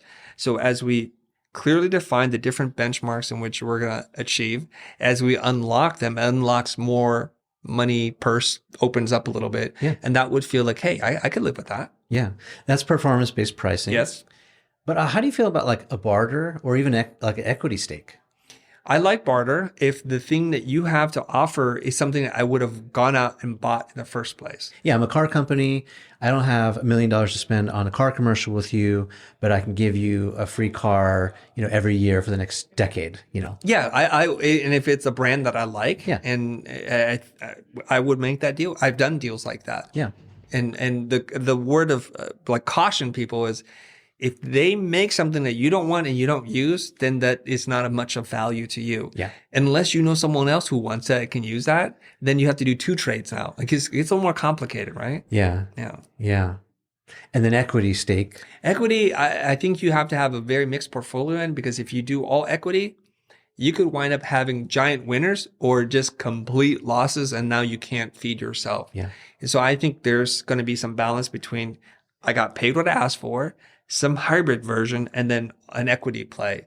And equity, it's really dependent on the person in front of you, how they are as a business operator. I have equity stake in a couple different companies, some of which I know the money's gone. It's gone forever because that person is not a responsible operator. Yeah. And it'll be a miracle if anything ever happens. Yeah. Well, that's the thing about angel investing. Like, it's already established that when you're an angel investor, you have money to lose. Yeah. You can afford to lose it. Yes. You're not angel investing unless you have money to lose. Is it, I don't know the exact percentage, but is it like 7 out of 8 companies you're going to invest in are total dogs, and you're just looking for the 1 out of 8 that's going to make it up for like 20 times? Yeah. Who knows? Something like that. There's a ratio. Yeah. It doesn't seem like it's super favorable. Yeah. So Right. It's a caution lot of about that. risk. High return, high risk. Is there a topic that's on your mind right now that you're developing or you want to flesh out a little bit that I haven't asked you that you want to talk about?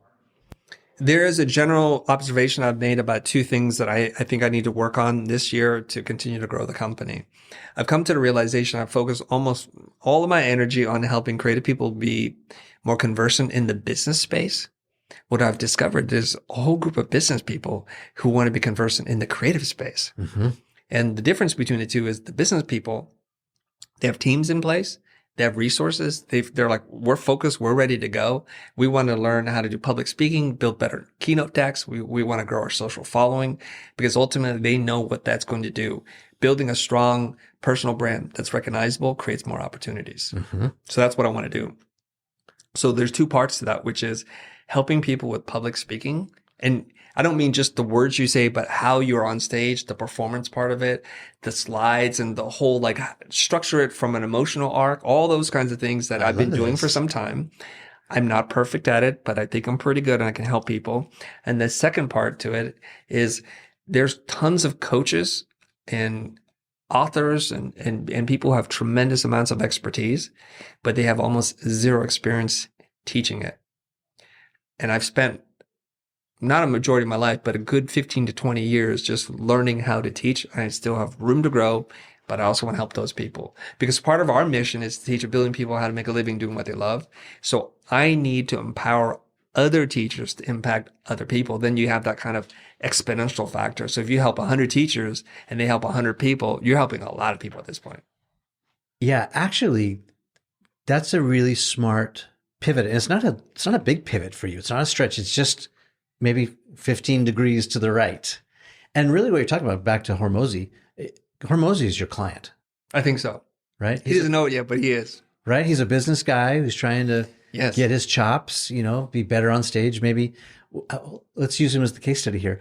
Would you advise, from an aesthetic point of view, that he keep the flannels and the cutoff jeans, or should he Like if he's speaking, to a conservative audience, should he dress the part? Like, what would you say from a coaching standpoint? It's a really good question. I personally am not a fan of his personal style. Yeah. But I would not want to ask anyone to change their personal style. Yeah. What I would say is, should we be more intentional about it?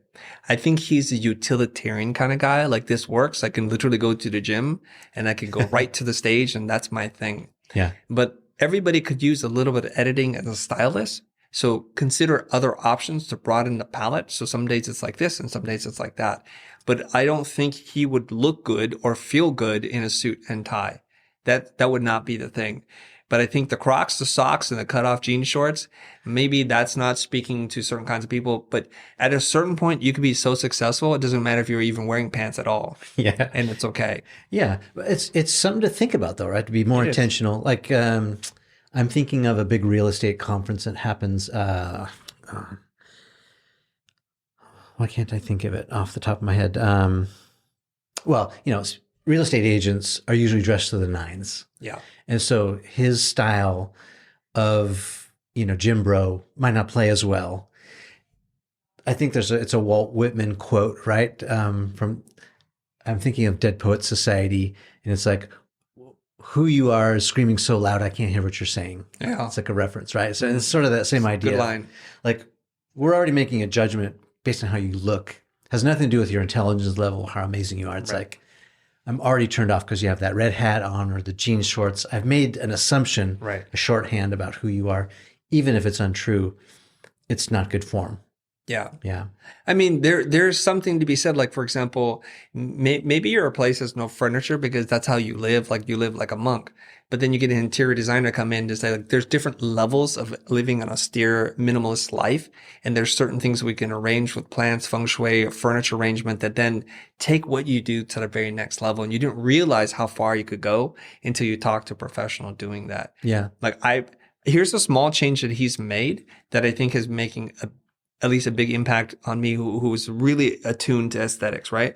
He used to have a really big handlebar mustache, and with this entire getup, it's the little Village People, the whole bit that he's doing, right? Which is not the signal he's sending out or not wanting to. Right. Then he decided to just grow in his beard, and then he has a whole different vibe now, And I think he can be an eclectic person, have a stylist step in and like, let's offer you some options and just be open-minded to try and see if it feels right for you. Yeah, it works for Jason Momoa. Yeah. Right? Like, you can have that full head of hair. Yeah. Let's talk about Mr. Beast. Did you hear about what he did recently? He's talking about, brand building, aesthetics and all that. I want to get your opinion on this. So did you see his latest video where he's helping 7,000 people get cured of blindness? What's your take on that? From a brand standpoint. Okay. I'm semi-prepared to talk about this because someone had asked me this question. Mo, our friend Mo, asked me this question. So I'm like, okay, he's getting a lot of hate right now because it feels exploitive. It does feel exploitive. Yeah. And there's something about that, right? So it's like when you're giving your high school friends a Lamborghini, they're bought in on it. They're part of the joke or the game or the fun, and it's okay. And it's not consequential, right? Yeah, it's a game show. It's a game show, and it's totally okay. And he's taking the same formula and he's applying it to people who are actually in need of something like a medical procedure. Right. This is where it gets really tricky. So I look at it like on scales of goodness, from like you're a saint versus you're a huckster and you're a charlatan. Yeah, the grifter mentality. And there's some levels in between. I'm not sure where this fits in that scale. For example, if you and I do nothing for blind people, we probably shouldn't be the first to critique. Right. Because at the end of the day, if they get surgery and he brings awareness to the problem, then that's better than us doing nothing. So the first suggestion I would have, and people are going to hate me for saying this, is you want to critique him, go make a donation first, then critique him. Because you've done less than nothing, which is you've ignored the problem. Yeah. Right. And everyone is a perfectionist. Everyone has better ideas, but action speaks so loud. So if you don't like the methods and the means in which he's going about this, what are you bringing to the table? Yeah. Okay. Now, once you've done that, you have a pretty clear conscience to rip him apart. Because at this point, it does feel quite exploitive. Yeah. These people are props. Yeah. So let's look at the other end of the spectrum. So you've done nothing, so you don't say anything. And then you've been giving millions of dollars to like iResearch and like long-term solutions to help so many people. And you've said zero words about it. There's no PR. There's no press. You're one of these millionaire, billionaire people who really feel good about just trying to help people and staying down below the line, right? We think of people, celebrities like, I can't think of a better one, like Keanu Reeves, the most unassuming, humble guy who doesn't want to hurt anybody in the world. So it seems. That is a pretty gold star standard right there. Where does Mr. Beast fit in this? I think he fits somewhere over here somewhere. And I can't put a definite number on it, but I think he would have been much better off saying, I'm raising money.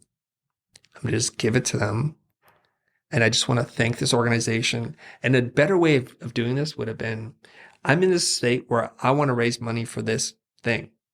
I will match $1 for every dollar you donate. So let's put our money together and let's do something really good. Yeah. And just share a couple of touching stories versus like the shocking, like, oh, I can see. Yeah. It's like, it's almost like you're making fun of them. It's kind of weird. They became props. It really bothered me. Yes.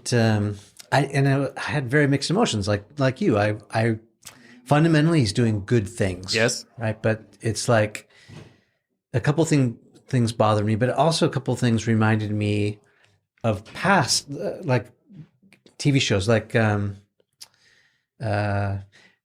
that old show called The Swan? So there's this really, let's say it, ugly person who needed a big time glow up. And they would raise their hand and say, I want to glow up. Yeah. Or maybe their friends and family would volunteer them. This person doesn't take care of their hygiene or whatever. It's like, she needs a new haircut. He needs straighter teeth, whatever it is. Somehow they get volunteered. And do you not remember the show? No. It played for maybe just one season, but I remember it. And there's this extreme makeover.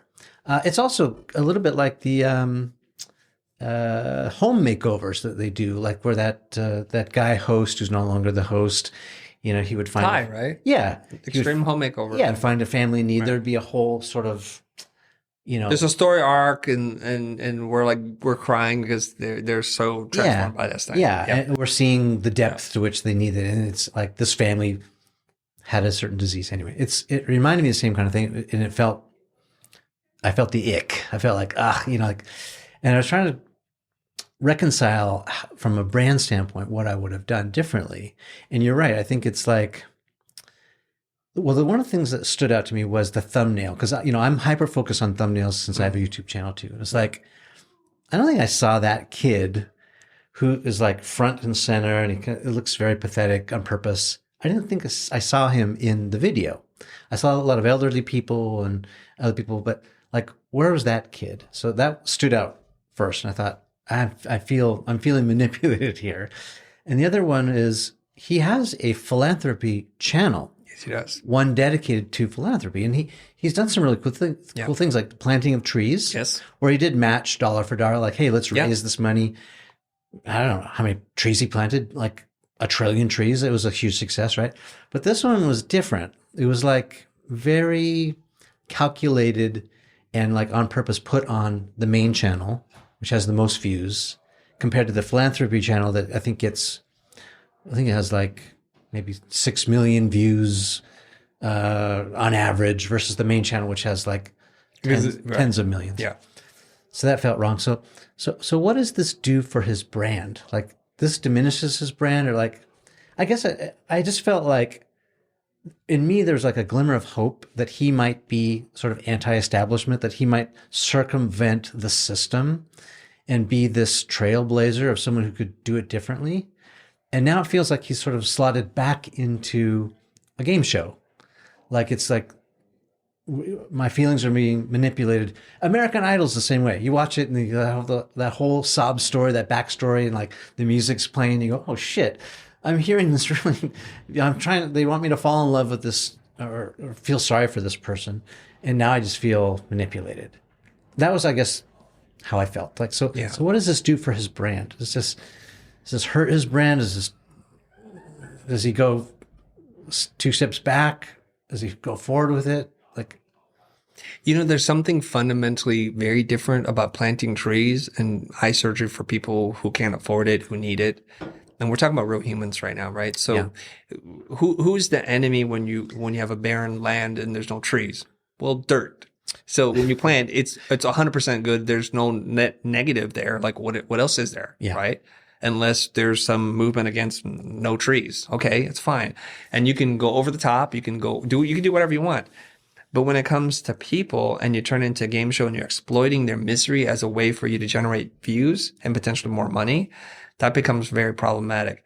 And I know it's not a parallel, but do you remember when Trump went to Puerto Rico, I think, and there was like a shortage on toilet paper? Yeah, and he's tossing the rules. He's tossing it. It's like you're dehumanizing people and you're using that as a PR thing. And it was horrific to see. Yeah. And I think he was blind to like what was happening in terms of how we're reading the situation. He's like, yes, I'm the billionaire throwing toilet paper at impoverished people.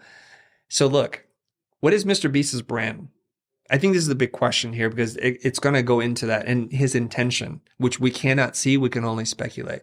So what happens is you and I will see someone and through repeated exposure, we'll formulate what we think his brand is. Yeah. We might think he's a young man who's anti-establishment, who's really trading up to do really big things that are going to have gigantic impact to society. A lot of what he does is try to give away wealth. But if I step back and I look at it, he's a game show guy who does over-the-top stunts, who's really good at generating PR. So is it consistent with his brand? 100%. Mm-hmm. Like him saying, I'm going to say PewDiePie's name a million times, it's just a stunt. And this kid is really good at creating stunts. Yeah. Right? And so I could just imagine he's a relatively young person too, that in his mind, this probably all was all fine. Like who can see the bad in this? But he was just applying it to the next level. Yeah. And maybe they're starting to run out of ideas of what they want to do. But I see him as some modern version of Wheel of Fortune with reality and production. So is it on brand for him? To me, it is. Because he's a guy who will just make a giant thing about something so silly. And I always wondered, like, I want to see him succeed, but at a point, like, it seems like it's not a good use of human capital. Like, why you want to have 10 people sit around and pee in their pants so they can win something they don't need? Yeah. And if you look at it like that, that's pretty exploitive too. Yeah. Yeah. I want to give him the benefit of the doubt. Yeah. But it was in complete contrast to how it made me feel, the extra execution of it. The other thing that bothered me too was a day after that. And I don't know if he is tweeting himself or if he has someone at the buttons. I think it is him. But there was a poll put out that he or his team put out that said, "Should I run for president?" And I was just like, "Oh God, no!" Like that, that Michael Scott moment from The Office. No, God, no! Like, but it's like it scared me a little bit because I started doing the math in my mind, and he's so popular, right?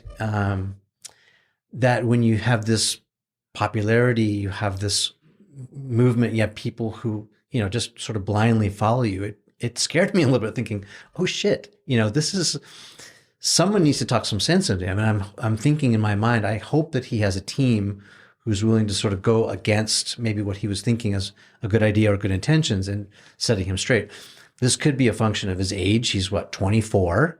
He's still, a young kid who has fallen. Let's face it, he's done a lot of hard work from the time he was like 11 or whatever when he started, kind of like a Marquez Brownlee who started like when he was just in elementary school. But I think he really, really, really needs to be careful now about his brand, because that's this idea, like with great power comes this great responsibility.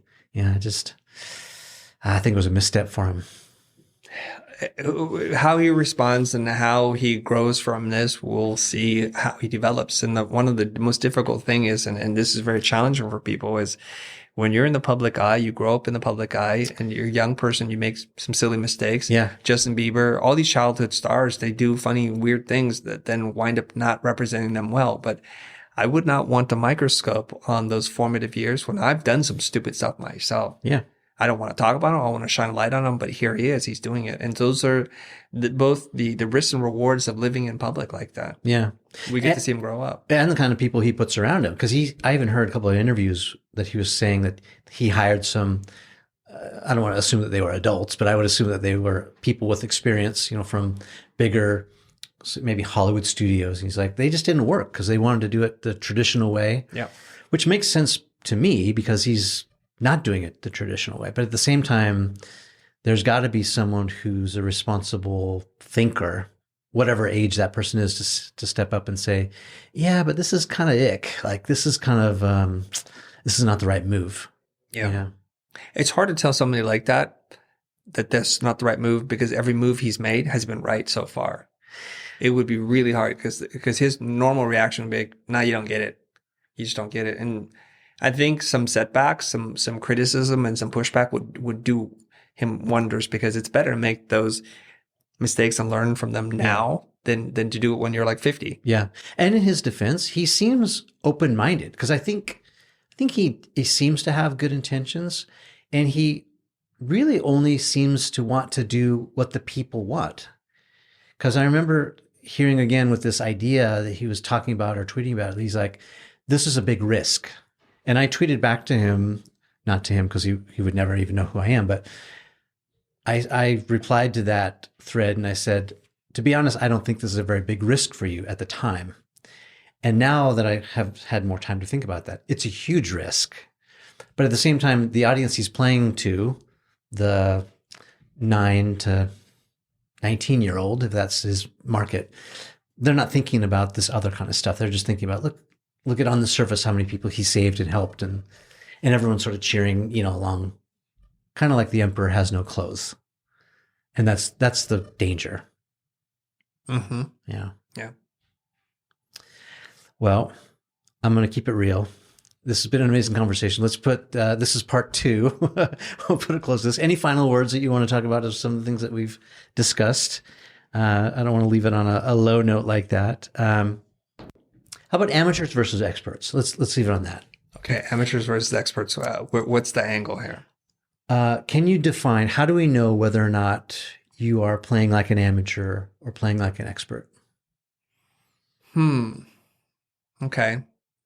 I haven't talked about this one very much, so let's get the first draft out. This will be V1.0 here, or maybe the beta version of this.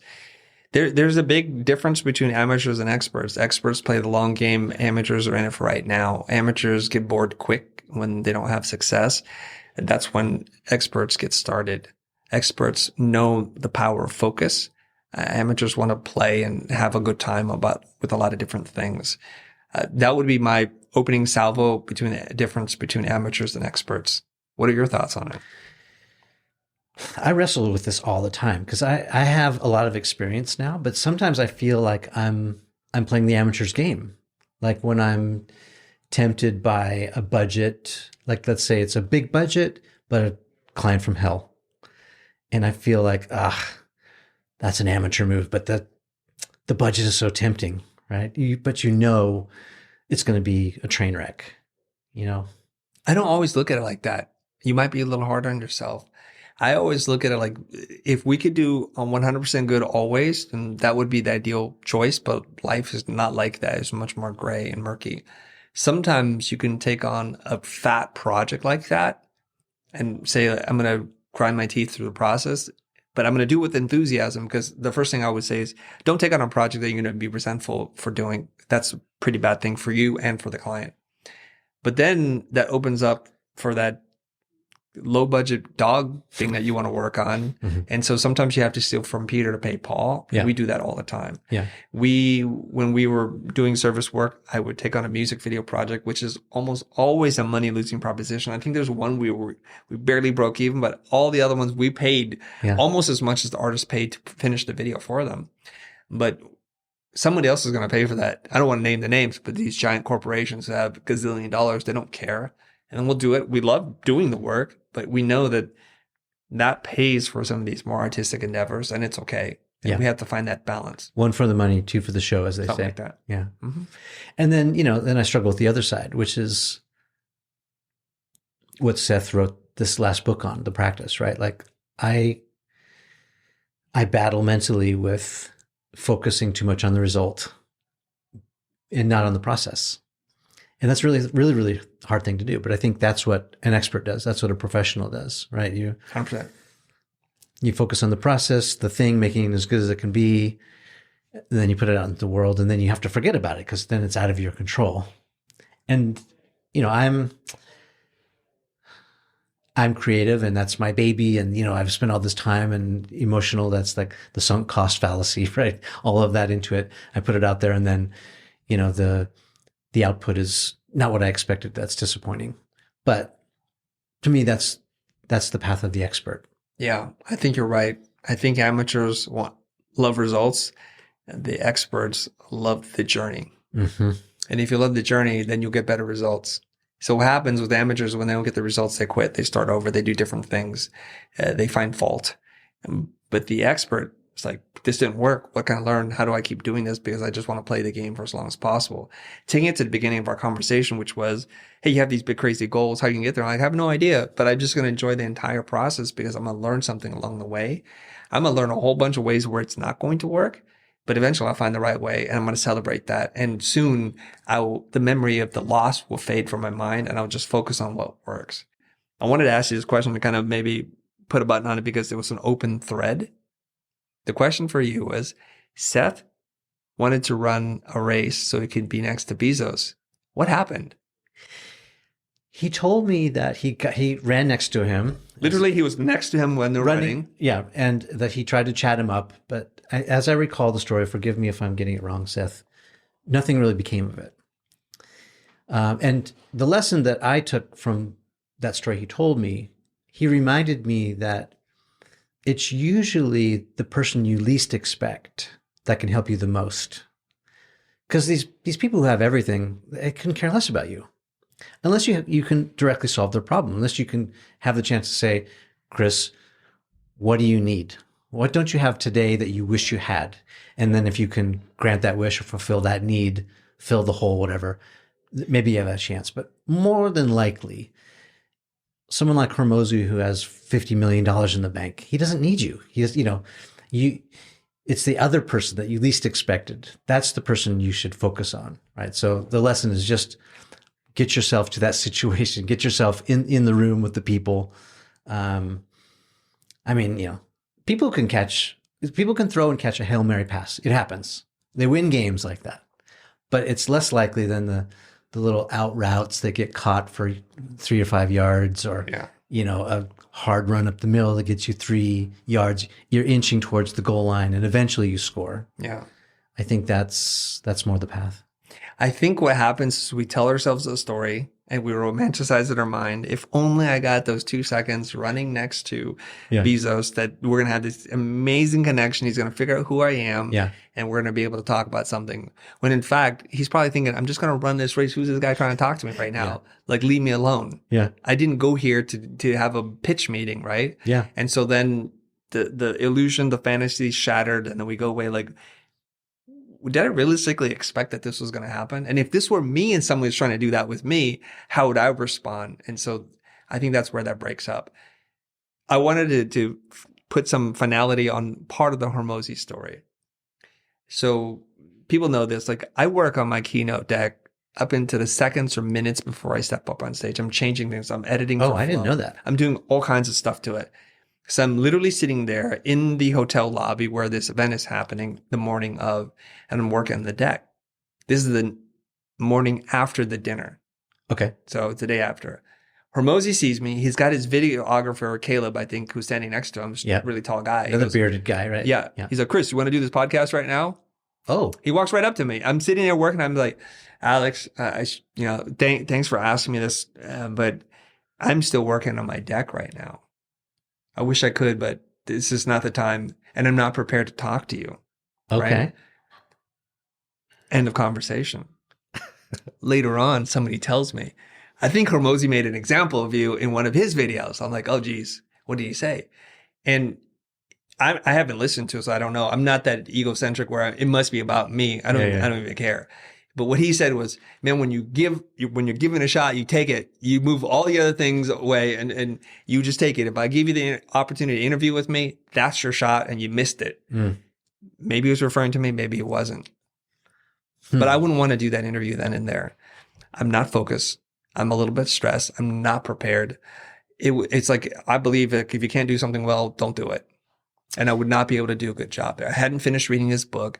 I'm not immersed enough in Hormozy or Mosey Nation that I can speak to things. Yeah. And I want to be able to respect and honor the person in front of me and just not wing it.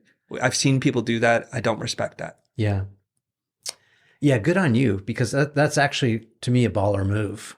If you can, again, goes back to your, maybe it's anchoring or posturing, or, it's establishing your brand, those boundaries. It's like, I am someone who does this and I do it this way. These are my boundaries and barriers. I don't compromise those. Yeah, I think that's a baller move. You kind of play a little bit hard to get. Well, I'm just really patient, right? Yeah. Because Hormozy may not respond today. He may not respond tomorrow. But at some point, who I bring to the table as an audience will be enough where if that's what he wants, he will have to say, yeah, let's do it. Yeah. And I'm okay. If it takes 5-10 years, I'm okay. That's the long game, right? The expert game that I try to play. Yeah. I mean, we were just sitting back, chopping it up, reminiscing about the good old days and all that.